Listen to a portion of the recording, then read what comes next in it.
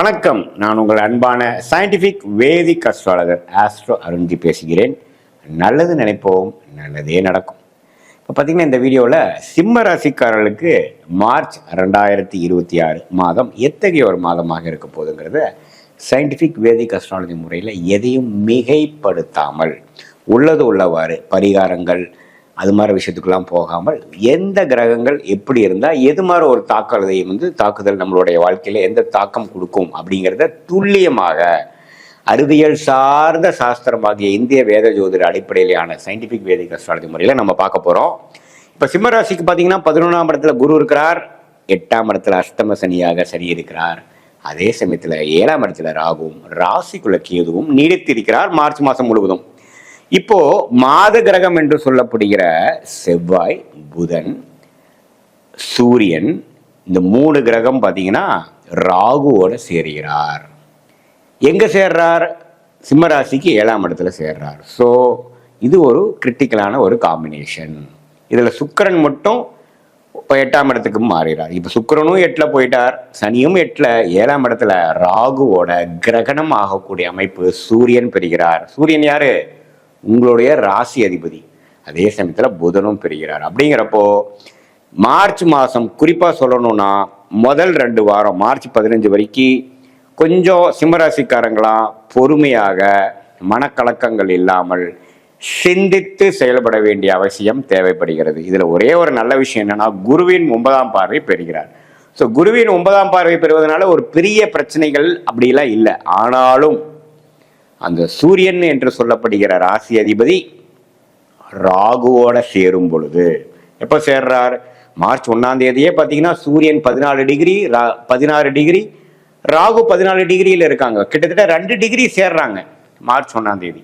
So அப்படி சேரும் பொழுது ராசி அதிபதியே ராகுவோட சேரும் பொழுது அதே சமயத்தில் செவ்வாயும் பக்கத்திலேயே உங்களுக்கு இருக்கும் பொழுது உங்களுக்கு கொஞ்சம் நீங்கள் யாரை டீல் பண்ணுறீங்க வாழ்க்கையில் நீங்கள் அன்றாட வாழ்க்கையில் சந்திக்கக்கூடிய யார்? உங்களுடைய ஸ்பவுஸ், கணவனாக இருந்தால் மனைவி, மனைவியாக இருந்தால் கணவன், அதே மாதிரி உங்களுடைய பங்குதாரர்கள், கிளைண்ட்ஸ், கஸ்டமர்ஸ் எல்லாமே உங்களுடைய வேலையாட்கள் யாரை நீங்கள் டெய்லி மீட் அவங்களோட பிள்ளையெல்லாம் பார்த்தீங்கன்னா சில சங்கடங்கள் சில பிரச்சனைகள்லாம் வந்துட்டு போகிற மாதிரி இருக்கும். வந்து நீடிக்காது, வந்துட்டு போகிற மாதிரி இருக்கும். ஏன்னா குருவின் பார்வை நிவர்த்தி.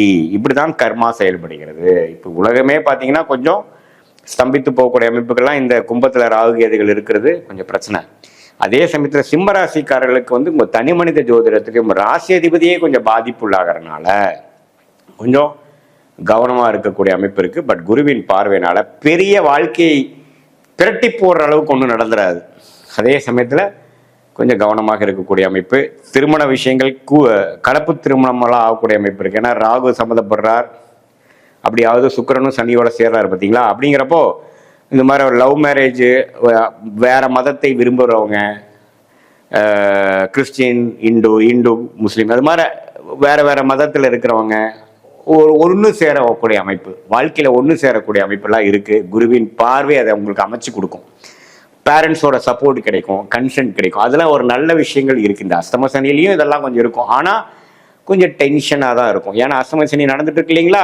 எல்லாமே சந்தோஷமாக நாளைக்கு என்ன நடக்குமோ, நாளானைக்கு என்ன நடக்குமோ, அடுத்த மாதம் எப்படி நடக்குமோங்கிற மாதிரி கொஞ்சம் மனக்கவலைகளும் கிளாரிட்டி கொஞ்சம் குறைவாகவும் தென்படக்கூடிய அமைப்புகள் இருக்குது. அதனால் கொஞ்சம் கவனமாக இருக்கக்கூடிய ஒரு காலகட்டமாக இருக்குங்க. இது பொதுவான பலனையை தவிர உங்களுடைய ஜென்ம ஜாதகத்தில் என்ன தசாபுக்திகள் போய் கொண்டிருக்கிறது, எது மாதிரி அமைப்புகள்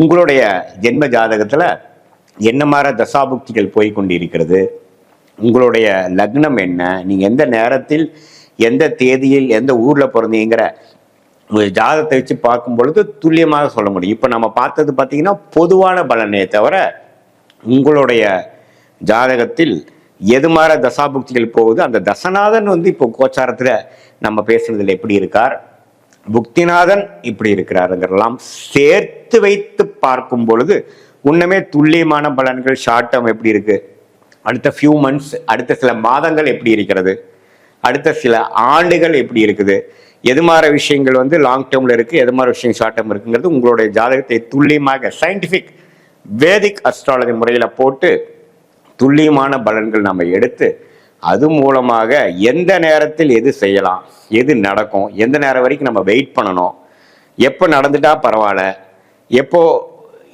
வெளிநாடு வாய்ப்புகள், எப்போ வந்து வேலை மாற்றம், எப்போ தொழில் மேன்மை, எப்போ கடன் அடைதல், எப்போ சில எதிர்பார்க்குற பணவரவு வரும், சுப விஷயங்கள் எப்போ நடக்கும், குழந்தை பேர் எதிர்பார்க்குறவங்களுக்கு எப்போ குழந்தை கிடைக்கும், கல்யாணம் எப்போ நடக்கும், அது மாதிரி ஒரு வாழ்க்கைக்கு தேவையான அத்தியாவசியமான சில விஷயங்களுக்கு நம்ம கிளாரிட்டி இல்லாமல் இருக்கும் பொழுது இந்திய வேத ஜோதிட அடிப்படையிலான சயின்டிபிக் வேதிக் அஸ்ட்ராலஜி உங்களுக்கு உறுதுணையாக வந்து உங்களை மேலும் குழப்பாமல், கிளாரிட்டியோட அதிகம் மிகைப்படுத்தாமல், பயமுறுத்தாமல், எந்தெந்த விஷயங்கள் எப்படி எப்படி இருக்குது, எப்படி உங்களுக்கு வந்து தென்படுகிறது, எது மாதிரி நேரத்தில் எது மாதிரி விஷயங்கள் நடக்க காமிக்குது நம்ம ஜாதகம் அப்படிங்கிறத மிகைப்படுத்தாமல் உள்ளது உள்ளவாறு நம்ம பார்க்கும் பொழுது, இப்போ நம்ம நல்ல தசாபுக்திகள் உங்களுக்கு போகும் பொழுது நான் சொன்ன இந்த தீமையான சில பலன்கள் சொல்லியிருந்தேன்னா அது ரொம்ப கம்மியாகவும், மிகவும் சுமாரான ஒரு பிரச்சனைக்குரிய தசாபுக்திகள் உங்களுக்கு போகும் பொழுது நான் சொன்ன தீமையான பலன்கள் உங்களுக்கு அதிகமாகவும் இருக்கிற மாதிரி நீங்கள் எடுத்துக்கணும்.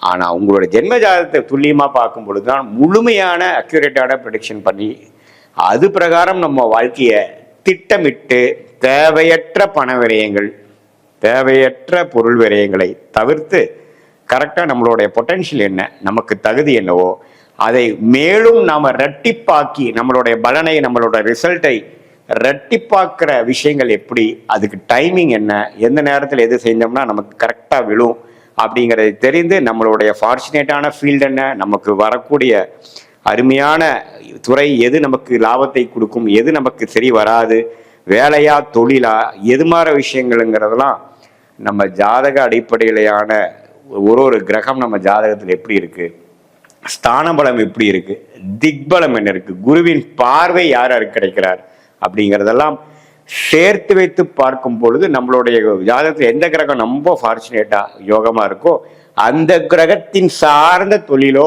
வேலையோ அதுல போனோம்னா நம்ம உண்மையிலேயே சீக்கிரமா எளிதில் வாழ்க்கையில் வெற்றி பெற முடியும். அதே சமயத்தில் நமக்கு வேணுங்கிற ரெகக்னிஷன், நம்மளுடைய பொட்டென்ஷியல் என்னவோ அதை வந்து தேவையற்ற விஷயத்துல போய் அதை செலவிட்டு சமய விரயங்கள் பண விரயங்கள்லாம் பண்ணாமல் ஈஸியாக நம்மளுடைய எளிதில் எதிர்நீச்சலே போடாமல் நம்மளுடைய கர்மா என்ன சொல்லுதுங்கிறதை தெரிந்து அதுக்கு தகுந்த மாதிரி நம்மளுடைய லைஃப் கோல்ஸ், வாழ்க்கை குறிக்கோள்களை அலைன் பண்ணிட்டோம் அப்படின்னா நம்மளுடைய இந்திய வேத ஜோதிட அடிப்படையிலான சாஸ்திரம் மூலமாக நம்மளை பற்றி நாமளே தெரிந்து கொண்டு நம்மளுடைய கர்மாவை தெரிந்து கொண்டு வாழ்க்கையில் தேவையற்ற விஷயங்களை தவிர்த்து தேவையான விஷயங்களை சரியான நேரத்தில் செய்து வாழ்க்கையில் வெற்றி பெற முடியும் என்று சொல்ல விரும்புகிறேன். மீண்டும் மற்றொரு காணொளியில் சந்திப்போம். நன்றி, வணக்கம்.